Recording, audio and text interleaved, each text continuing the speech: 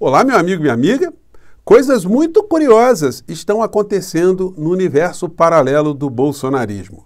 Sejam bem-vindos a mais um encontro aqui no nosso Portal do José, hoje para lançar foco sobre alguns dos principais acontecimentos do mundo político que estão sendo reverberados pelos grandes veículos de comunicação e também pela internet, mas que estão deixando uma série de interrogações e de lacunas. Nada como a gente ter esse espaço aqui para a gente colocar algumas peças nessas lacunas para que a gente possa compreender melhor o que está acontecendo no Brasil e possa projetar também algumas situações que podem acontecer no futuro. Antes de entrar aqui nas pautas e trazer as últimas notícias, quero convidar você que está chegando nesse instante aqui ao nosso portal e ainda não nos conhecia, ainda não é inscrito, para que você se inscreva aqui conosco e conheça também os nossos outros vídeos. Se você gostar, compartilhe, recomende, não se esqueça, dê sempre seu joinha, o seu comentário e, se puder, se inscreva aqui também no nosso clube de membros. Você que é muito bem-vindo e muito bem-vinda. Gente, as pautas aqui no Brasil, elas estão completamente diferentes das pautas que nós estávamos tratando algumas semanas atrás. Eu vou explicar o que aconteceu e o porquê. Mas antes disso, vamos aqui entrar em alguns assuntos do cotidiano. Matéria de capa aqui do UOL. Semana teve saltos de 338% em São Paulo e 236% em Mato Grosso nos registros de incêndios. Gente, isso é um problema muito sério que está acontecendo aqui no Brasil. E isso tem uma relação direta com uma situação que passa totalmente fora dos debates, que é o orçamento público, o orçamento da nação. Por quê? Porque qualquer problema que a gente enfrente aqui no Brasil e que precise de estruturas, a gente vai precisar de recursos para que essas estruturas funcionem. Um país do tamanho que nós temos, para cuidar da questão ambiental, tem que estar muito bem aparelhado. Nós teríamos que ter o quíntuplo, o décuplo de funcionários, de fiscais, de equipamentos, de aviões, de guarnições, para cuidar desse patrimônio, não só do nosso país, mas que repercute também no planeta inteiro. No entanto, como é que se faz isso com orçamento pífio, apenas com doações de organismos internacionais? Evidentemente, sem abordar o orçamento público, sem o orçamento da nação, o que se gasta com outras rubricas, fica complicado. Então, mais uma vez, um tema crucial aqui no nosso país depende, além da vontade política, da questão orçamentária, de investimentos, de aparelhamentos, de concursos públicos. Isso tem que ser exposto. Agora, se a gente não toca nesse assunto, na sua estrutura, na raiz econômica, no modelo econômico que nós temos aqui no nosso país, realmente a gente estará sempre tapando 5 garrafas com 3 rolhas, ou com 4 rolhas na melhor das hipóteses. Uma garrafa estará sempre ali com o vinho se convertendo em vinagre. Nesse meio termo, falando em orçamento, a gente vê alguns fatos positivos. Em meio a todas essas carências que nós temos, o Brasil segue com esse tipo de informação aqui. Ibovespa fecha com alta puxado por commodities e novo recorde, Petrobras dispara. Gente, são notícias que contrabalanceiam um pouco essa carência que nós temos, mas elas acabam também ajudando a diminuir a análise crítica do que acontece com o grosso do orçamento aqui no nosso país. Na mesma linha, nós temos uma notícia hoje no Valor Econômico que tem essa abordagem aqui. Brasil vê pobreza cair e renda ficar mais concentrada no topo.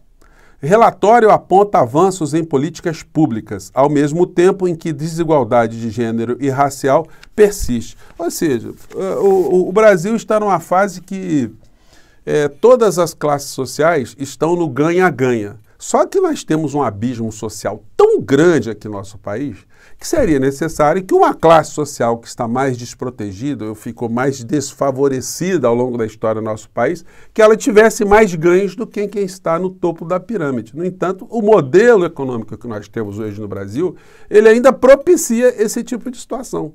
Políticas que mitigam, que diminuem as desigualdades, criam ali alguns amparos, como ontem o presidente Lula aprovou um projeto que prevê a concessão de Vale Gás para 20 milhões de famílias. Enfim, só atua de uma forma direta na economia dessas famílias. Mas está muito longe de resolver os problemas estruturais que nós temos aqui no nosso país, conforme a gente tem debatido tanto aqui no nosso espaço, Então nós temos esses fatores. E aí a gente chega aqui na questão política, que suscitou a abertura do nosso programa. Se vocês perceberem, as pautas de algumas semanas atrás, elas foram completamente modificadas. Você não escuta mais falar no senhor Elon Musk, o guardião da liberdade, o paladino da liberdade. Ele não vem ao Brasil, ele não vai participar no Congresso Nacional aqui, não vai participar no Congresso Nacional nos Estados Unidos para atacar o ministro Alexandre de Moraes, está nem aí, está em outra fase. Essa turma parou de falar nesse assunto nesse momento. E parou de falar também na vinda de um deputado federal norte-americano aqui no nosso país para fustigar, para interpelar o ministro Alexandre de Moraes, para dar voz de prisão no ministro Alexandre de Moraes. As maluquices dessa gente não pararam, né, em relação a esse tema. Não aconteceu absolutamente nada nesse campo. E aí tem o 7 de setembro, que eles começaram a montar também, visando destruir o ministro Alexandre de Moraes para pavimentar toda uma sanha de impunidades aqui no nosso país em relação a esse conjunto de criminosos e membros dessa Orcrim, que o senhor Paulo Gonet ainda não denunciou, que está na mesa lá do senhor Paulo Gonet, que a gente deve cobrar todos os dias. E aí, no cenário político, os fatos que estão se dando hoje fizeram com que todas essas pautas da extrema-direita ficassem suplantadas, até porque eles estão num momento agora de divisão muito grande. Uma divisão superficial e temporária, vamos dizer assim, porque no final da história todos eles vão se coligar. Eles estão se digladiando nesse momento porque estão vendo, o bolsonarismo, que surgiu um personagem que veio correndo por fora, sem ter a bênção do Bolsonaro, do bolsonarismo, e pode se converter numa liderança que substitua o Bolsonaro, até porque ele está inelegível, não vai poder disputar a eleição. E se essa criatura tiver algum sucesso, e mesmo que ele não consiga até disputar as eleições, porque a candidatura dele está sob júdice, tem várias ações aí que estão correndo, mas acontecendo a catástrofe maior, dele não ser impugnado, e ele conseguir vencer as eleições, olha, nós teremos aí muitos desafios no campo do progressismo, porque isso vai fazer com que a gente tenha muitas reflexões do porquê que uma criatura dessa conseguiu chegar até onde ele chegou. Como é que esse fenômeno está se repetindo? Será que nós não aprendemos nada com o surgimento do inelegível? Que nós não conseguimos entender as bases que fazem surgir esses tipos de personagens, de picaretas? Será que a gente não consegue nenhuma fórmula para enfrentar esse tipo de situação ou para prevenir que essa situação não volte a se repetir no nosso país? A gente já comentou aqui alguns aspectos dessa história, né? Pois bem, mas nós estamos vendo hoje uma luta real por espaço político no campo da extrema-direita.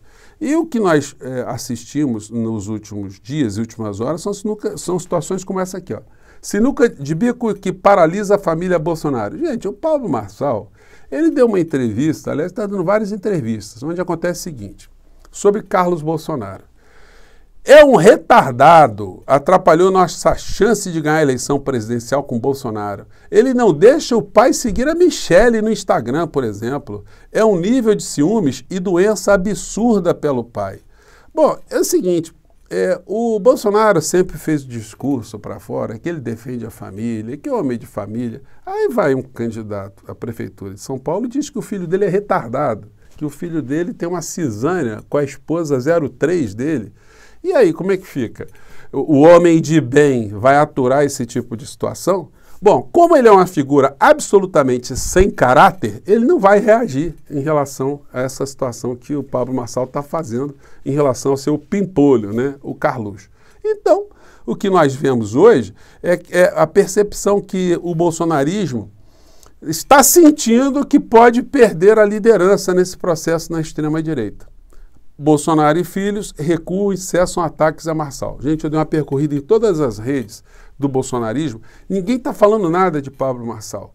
Eles sentiram que o Bolsonaro está para ser remetido num pijama de aposentado no cenário político eleitoral para Papuda, Bangu 8 ou outro presídio congênere. E aí o espaço que se estava examinando para ser ocupado por alguém da direita, como Tarcísio, o Zema, ou os filhos de Bolsonaro, a Michelle Bolsonaro, essa gente toda está sendo atropelada por esse sujeito que está aparecendo no cenário. Ele tanto é uma figura que tem que ser combatida pela esquerda, pelos progressistas, pelo que ele representa de ruim no cenário político, pelo apodrecimento do debate político aqui no nosso país, como ele está sendo atacado por quem já segura essa bandeira da extrema-direita aqui no nosso país. Então eles vão continuar a se digladiar, esse embate pode causar algumas fissuras, mas nada que não seja resolvido no futuro. Só que tem um negócio. O senhor Pablo Marçal, ele entende que o Bolsonaro é uma pessoa sem capacidade, é um preguiçoso, é ignorante, é um burro, é um omisso. No entanto, ele conseguiu reunir um capital político muito importante. Então, Pablo Marçal faz discursos elogiosos ao Bolsonaro e ele ganha simpatia do eleitorado de Bolsonaro. Mas ele jamais colocaria o Bolsonaro para administrar alguma empresa dele. Ele não colocaria nenhum filho do Bolsonaro para tomar conta de algum negócio dele. Ele que fica se jaquitando aí de ser um recrutador, né, um selecionador de talentos, ele não conseguiria colocar ninguém para ocupar nenhuma posição, exceto para fazer uma figuração política. Então, essa gente está percebendo que vai ter que pedir bênção no futuro a Pablo Marçal se ele continuar nessa rota. Isso para eles é um fenômeno desesperador. O discurso dessa gente teria que ser repaginado, teria que ser repaginado e se submetido também a uma liderança que eles hoje estão desprezando. Então, o futuro aí promete muitas emoções. Agora, por outro lado, nós estamos também lutando para que esse cenário dantesco ele não chegue perto de se consumar. Com a eleição, por exemplo, para contrapor esse processo todo, de Guilherme Boulos, que ontem na Roda Viva, na TV Cultura, mostrou que está extremamente capacitado, que entende todos os problemas da cidade de São Paulo, para se tornar um prefeito extremamente importante, não só para a cidade de São Paulo, mas para o universo também do progressismo, da esquerda, dos humanistas aqui no nosso país. Então nós temos que torcer bastante para a campanha dele ser vitoriosa, porque ela está além da cidade de São Paulo. E torcermos também para que essa figura tão peçonhenta que surgiu no cenário político agora, que ele seja neutralizado de alguma maneira, né? Ou pelas vias judiciais ou pelas vias eleitorais, pelo conhecimento do povo de quem é a figura e do que representa esse tipo de personagem no cenário político do nosso país. Bom, eram questões que eu queria jogar hoje para a sua reflexão, para a sua análise, e mais tarde a gente volta com mais um Portal do José, tá legal? Um grande abraço, até lá, tchau!